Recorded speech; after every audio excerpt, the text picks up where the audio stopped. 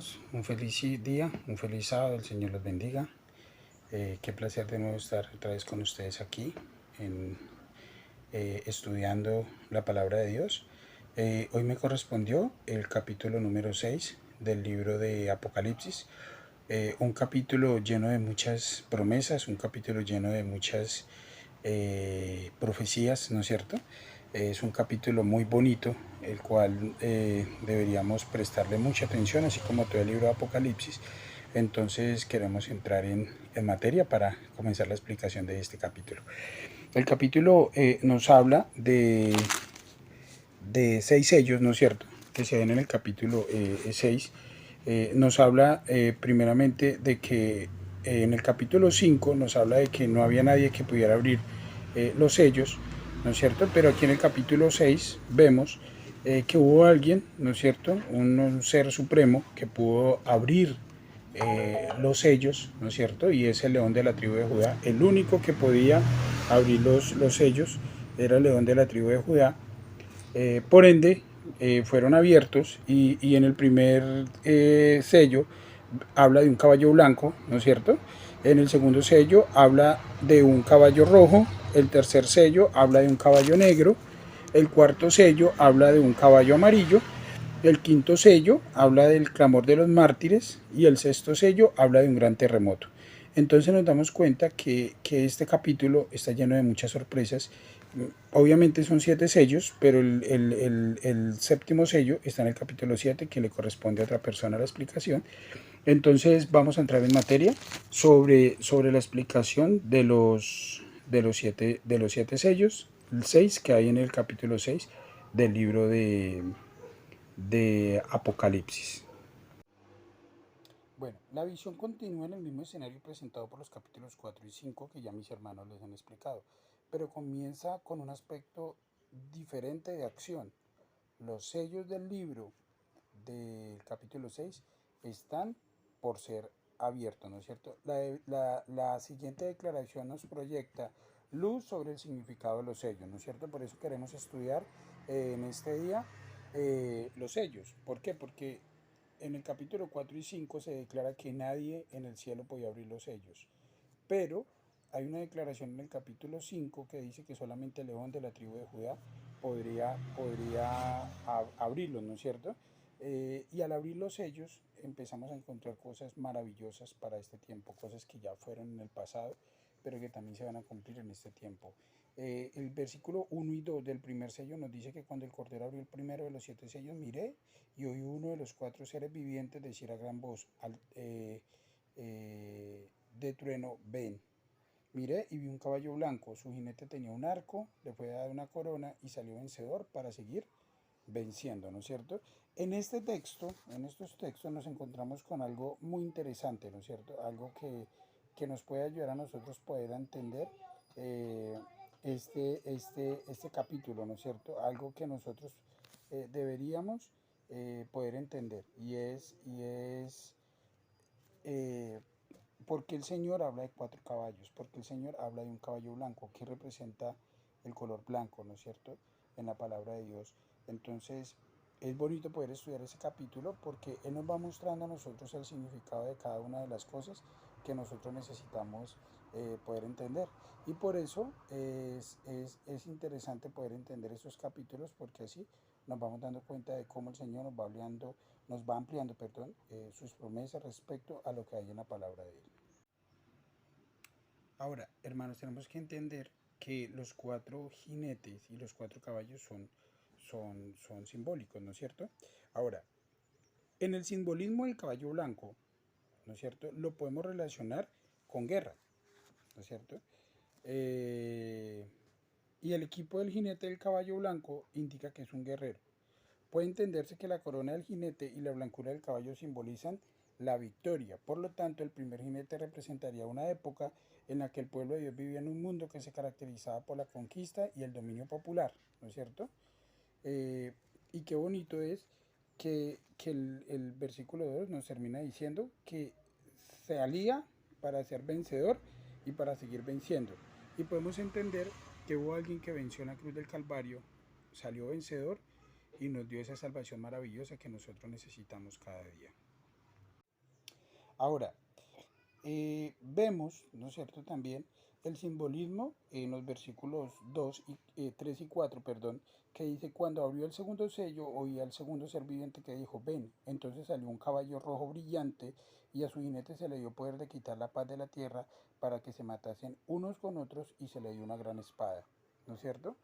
El simbolismo del segundo jinete, ¿no es cierto? Describe muy bien las condiciones bajo las cuales vivió la iglesia desde el año 100 hasta el año 313 después de Cristo, poco o más o menos. Y tenemos que entender que este caballo rojo se entrelaza con una de las iglesias, ¿no es cierto? Que ya nuestra hermana Carito y nuestro hermano Juan Esteban y la hermana Eliana explicaron en el capítulo 2 y en el capítulo 3, especialmente el capítulo 2 nos habla de esa era, ¿no es cierto? Ahora, dice que las violentas persecuciones que sufrió a manos de los emperadores romanos están simbolizadas por el jinete de la gran espada, porque aquí lo está diciendo que tiene una gran espada y que tiene el poder de quitar la paz.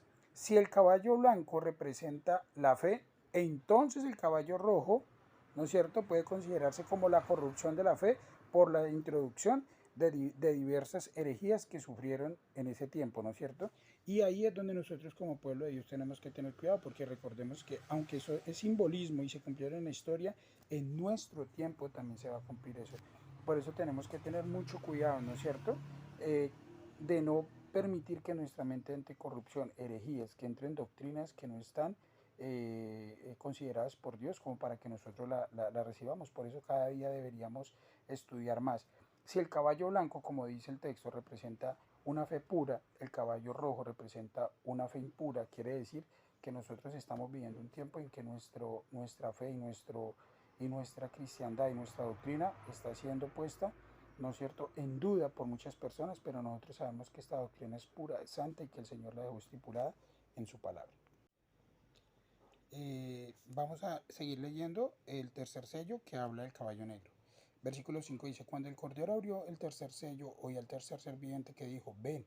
Y miré y vi un caballo negro, y su jinete tenía una balanza en su mano. Y oí una voz en medio de los cuatro seres vivientes que decía, 1 litro de trigo por 1 denario, y 1 litro y 3 litros de cebada por 1 denario.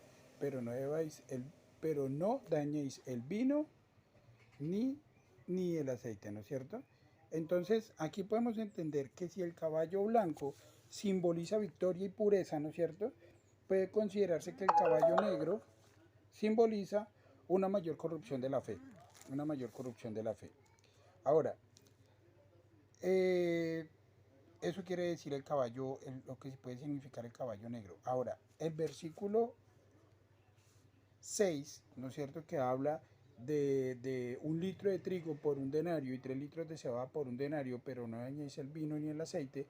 Eso nos está hablando que la balanza representa que tiene brazos, ¿no es cierto? Y puede considerarse que es un símbolo que describe la condición espiritual de la iglesia después de la legalización del cristianismo en el siglo IV. ¿No es cierto? Cómo fue cambiando la perspectiva, y eso nosotros lo podemos leer también en el libro El conflicto de los siglos, cuando sabemos que el emperador Constantino se entregó al cristianismo para infiltrar a la iglesia en ese tiempo, ¿no es cierto? Entonces nos hizo una corrupción en la cristiandad, ¿no es cierto? Y aquí nos está diciendo que la iglesia se preocupaba mayormente por asuntos seculares y no por su espiritualidad, perdió la espiritualidad y en muchos casos se produjo una falta de espiritualidad. Hay una descripción de este periodo, ¿no es cierto? Y hoy en día nosotros nos tenemos que dar cuenta de que nos puede estar pasando lo mismo. Estamos preocupados más por otras cosas, ¿no es cierto? Por el dinero, por conseguir fama, por conseguir muchas cosas y no nos estamos preocupando por nuestra espiritualidad.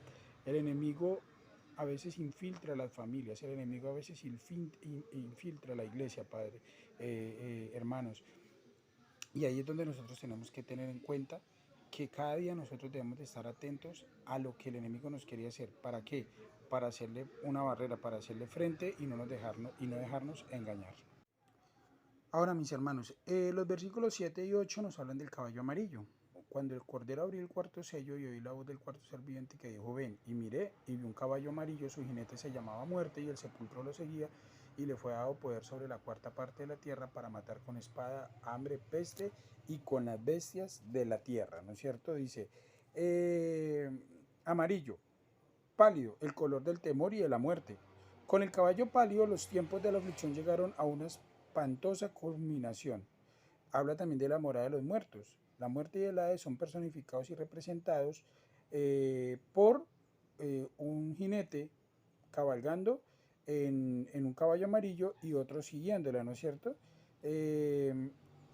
La enumeración de espada, hambre y muerte o pestilencia y fieras puede considerarse como una descripción del deterioro progresivo de la civilización que viene después de la guerra. Los estragos de la espada, que mata a los hombres y destruye las cosechas, produce el hambre, la causa del deterioro de la salud y produce pestilencias. Cuando estas han cobrado su tributo, la sociedad queda tan debilitada que no puede protegerse contra los ataques de las fieras. Y esto lo podemos ver que pasó en la historia, pero hoy en día lo estamos viviendo también, ¿no es cierto? Con la peste que pasó hace más de 2 años, nos damos cuenta de cómo quedó el mundo en una crisis económica, en una desestabilización social, con una pandemia, con la gente muriéndose en las calles y la verdad, lo que se está viendo hoy en día, que entre comillas, la gente cree que está mejorando, nos estamos dando cuenta que la profecía dice que en la segunda venida del Señor vamos a ver cosas aún más fuertes y por eso tenemos que estar preparados para todo lo que viene y para lo que va a pasar. Ahora, mis hermanitos, en el quinto sello, ¿no es cierto?, nos habla del clamor de los mártires. Los versículos 9 al 11 dicen, cuando se abrió el quinto sello vi bajo el altar de los que habían sido muertos por la palabra de Dios y por el testimonio que habían dado, y clamaban a gran voz, ¿hasta cuándo, Señor, santo y verdadero, no juzgas y vengas nuestra sangre de los que moran en la tierra? Entonces le dieron a cada uno un vestido blanco y se le dio que se descansaran un poco más de tiempo hasta que se completaran sus consiervos y sus hermanos que también habían de ser muertos como ellos. Entonces hay que aclarar, ¿no es cierto? Y estamos estudiando la lección de escuela sabática que nos dice y nos habla sobre los muertos, ¿no es cierto? Cabe recalcar que en el versículo 11, ¿no es cierto?, habla de que los mártires claman, ¿no es cierto? Y piden que sean juzgados y que sean vengadas sus vidas. Obviamente es un simbolismo lo que está allí, no es que el alma esté hablando y esté diciendo esas cosas, es un simbolismo que está hablando allí. Lo que sí es cierto es que el Señor va a recompensar a los mártires, ¿no es cierto? Pero también les dice que esperen un poco más de tiempo porque van a haber más mártires. Quiere decir, hermanos, que nuestra vida debe estar en regla con el Señor y que estamos viviendo ya tiempos, de pronto no los vemos aquí en Colombia donde nosotros estamos, pero sí estamos viendo que en Indonesia, en otros países donde hay cristianismo, están martirizando a las personas, ¿no es cierto? Lo bonito es lo que dice el Señor, que almas, ¿no es cierto?, en el versículo 9, que habían sido muertas por la palabra de Dios y por el testimonio que habían dado. Quiere decir, hermanos, que nosotros cada día deberíamos dar un buen testimonio. Si el Señor nos tiene para estar en pie cuando Él venga, amén. Pero si nos tiene para ser mártires o para descansar, que nuestra vida esté cada día ligada más al Señor y haciendo su santa y divina voluntad. Ahora, en el versículo, en el sexto sello, que habla de un gran terremoto, lo dice acá el título que dice mi Biblia, versículo 12 al 17 dice, miré cuando abrí el sexto sello, se produjo un gran terremoto, el sol se entrenegreció como un saco de silicio, la luna volvió a toda como sangre y las estrellas del cielo cayeron sobre la tierra como la higuera echa sus higos cuando es sacudida por un fuerte viento. El cielo se replegó como un pergamino que se enrolla y todo monte y toda isla fueron removidos de su lugar. Entonces los reyes de la tierra, los grandes, los ricos, los capitanes, los poderosos y todo siervo y todo libre se escondieron en las cuevas entre las peñas y los montes. Decían a los montes y a las peñas, caed sobre nosotros, escondernos de la vista de aquel que se ha sentado en el trono de la ira del Cordero. Porque ha llegado el gran día de su ira y ¿quién podrá quedar en pie? Esta profecía, mis hermanos, se cumplió en 1755 con el terremoto de Lisboa. También ocurrió que el sol se oscureció, la luna no dio su resplandor y las estrellas cayeron del cielo. Eso lo podemos encontrar en el libro de Apocalipsis y tenemos una serie en el libro del conflicto de los siglos, tenemos una serie sobre el conflicto de los siglos, pueden buscarla en nuestro canal de YouTube, ¿no es cierto?, donde las personas a las que se les dio el capítulo explican esa parte. Ahora, cabe recordar que las profecías se cumplieron en la historia, pero se vuelven a repetir. Y vemos en el libro de Apocalipsis, vemos varias palabras sobre terremotos. Vemos una aquí en Apocalipsis 6, vemos otra en Apocalipsis 8.5, vemos otra también en Apocalipsis 11.19, vemos otra en Apocalipsis 16.18, o sea, hablando de terremotos. Quiere decir que estamos viviendo un tiempo y estamos viviendo épocas en que la profecía se está cumpliendo, mis hermanos. Estamos viendo no solamente terremotos, estamos viendo muchas cosas en el mar, en el cielo, en la tierra, estamos viendo cantidad de profecías cumpliéndose y el llamado de hoy es a que nosotros nos preparemos cada día, que dejemos a un lado el orgullo, la suficiencia propia, que no nos creamos más que Dios, que seamos siervos de Él, que seamos humildes, que cada día podamos hacer su voluntad.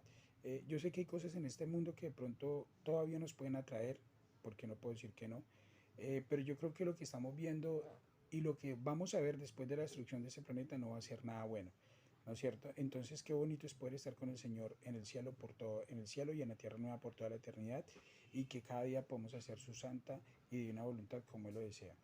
Que podamos vivir una vida llena de amor y de santidad y que nos preparemos para lo que se avecina. El Señor me los bendiga, hermanitos.